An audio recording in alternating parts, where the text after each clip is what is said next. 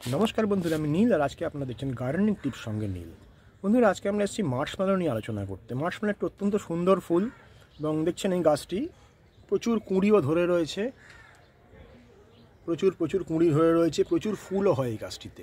এটি হিবিস্কাস মুথাবেলিস গ্রুপের একটি গাছ ইন দ্য মার্শমেলো। তো এর মাটির প্রস্তুতি নিয়ে প্রথম আলোচনা করে নিই। মাটি প্রস্তুত করতে গেলে আপনাদের করতে হবে কি 70 ভাগ সাধারণ দোআঁশ মাটি এবং 30 ভাগ গোবর সার, তার সঙ্গে 1 মুঠো বোন ডাস্ট, 1 মুঠো নিম খোল, হাফ মুঠো সর্ষের খোল আর একটু 1 চামচ বা 2 চামচ সুপার ফসফেট, এটা দিয়ে আপনারা মিশিয়ে মাটি বানিয়ে নিতে পারেন। মাটিটা একটু নিকাশি ব্যবস্থা ভালো হতে হবে যাতে করে জল দাঁড়াতে না পারে, এরকম একটা মাটি তৈরি করে নিতে হবে। নিয়ে গাছ প্রতিস্থাপন করার সময় হচ্ছে আপনার ফেব্রুয়ারির শেষে মার্চ মাসের ওই সময়টাতে গাছগুলো প্রতিস্থাপন করতে পারেন, খুব ভালো সময় এই সময়টাতে। তো তারপরে একে আস্তে আস্তে কড়া রোদ্দুরে রাখতে হবে, ফুল সানলাইটে।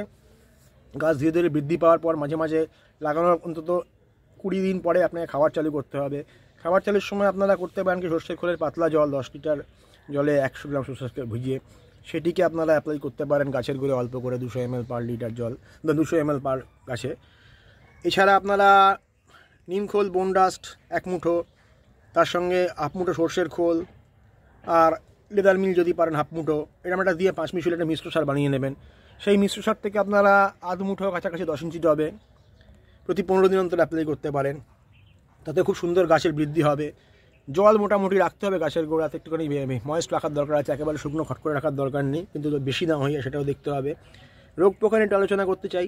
তো রোগ পোকার মধ্যে এই গাছে কিন্তু আপনার রোগ পোকার বালাই একটু থাকতেই পারে, সেটা সাদামাছি হোক অথবা আপনার এফিস বা থ্রিপস এ ধরনের কিছু হোক, এগুলো থাকতেই পারে, মানে আসবেও, জেসিস জাপ পোকা যাকে বলা যায় বাংলায়, এ ধরনের কিছু আসবে।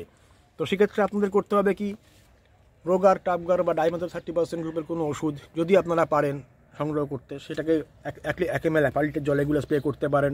ইমিডাক্লোপিড গ্রুপের কোনো ওষুধ বা যে কোনো পেস্ট সাথে যে ওষুধ থাকবে সেটাকে স্প্রে করে রাখবেন মোটামুটি। আর মাকড়ের উৎপাত মোটামুটি হতে পারে, সেক্ষেত্রে মাকড়নাশক কাকা বা আপনাদের কোনো রকম ওবেরন ওমাইট যেটা হাতের কাছে থাকবে 1 ml 1 লিটার জলে গুলে স্প্রে করবেন। এবং যদি পোকামাকড়ের উৎপাত হয়ে যায় একবার স্প্রে করলেই হবে না, সেটিকে একবার স্প্রে করার পরে 5 দিন পরে আবার সেটিকে স্প্রে করতে হবে, তবে কিন্তু ক্লিয়ার হবে পুরোটা। এভাবে আপনারা গাছটিকে সুস্থ সবল রাখতে পারবেন। এবং আর এর প্রুনিং বা কাটা ছাটা ব্যাপার যেটা, সেটা আপনারা ওই যখন রিপোর্ট করার সময়, যখন রিপোর্ট করবেন ফেব্রুয়ারি মাসের শেষে বা মার্চের ফার্স্ট উইকে, সেই সময় প্রুনিং করবেন। একটু হার্ড প্রুনিংও করতে পারেন, একে নতুন ডাল বেরোলে পরে ফুলের সংখ্যা বেশি হয়, যত নতুন ডালপালা সাজবে প্রতি ডালের মাথায় এরকম কুড়ি দেখতে পাবেন। পুরনো ডাল কিন্তু গাছ থাকলে এরকম কুড়ি হবে না প্রতি ডালের মাথায়। তো গাছটি যখন ফেব্রুয়ারির শেষে বা মার্চের প্রথমে প্রুনিং করবেন, একদম এরকম জায়গা থেকে, মানে গাছে এরকম জায়গা থেকে একটু প্রথম যে পাতা বেরিয়েছে মুকুল, ওখান থেকে হার্ড প্রুনিং করে দেবেন একদম। তো সেখান থেকে নতুন ডালপালা ছাড়লে পরে যত ডালপালার সংখ্যা বেশি হবে তত নতুন ডালের মাথায় তত বেশি ফুল পাবেন গাছটাতে। একটু বুশি করতে হবে গাছটাকে, সেই জন্য একটা লম্বা ডাল রাখলে হবে না, যত পারবেন বুশি করবেন গাছটাকে, তাহলে পরে ফুলের সংখ্যা অত্যন্ত বৃদ্ধি পাবে। এছাড়া মাইক্রোনিউট্রিয়েন্ট যদি আপনারা মাসে একবার অ্যাপ্লাই করতে পারেন তো খুব ভালো আছে, সেটি না করলেও অসুবিধা নেই, তবে যদি একবার কোনো মাইক্রোনিউট্রিয়েন্ট মাসে একবার স্প্রে করে দেন তো ওটা অত্যন্ত ভালো পারফরমেন্স পাবেন আর কি। এছাড়া এই গাছকে যদি বাড়িতে রাখেন, খুব হার্ডি গাছ, চট করে নষ্ট হওয়ার সম্ভাবনা নেই। এবং এত সুন্দর খুব বড় সাইজের, দেখুন বেশ বিশাল বড় সাইজের এরকম সুন্দর ফুল হবে।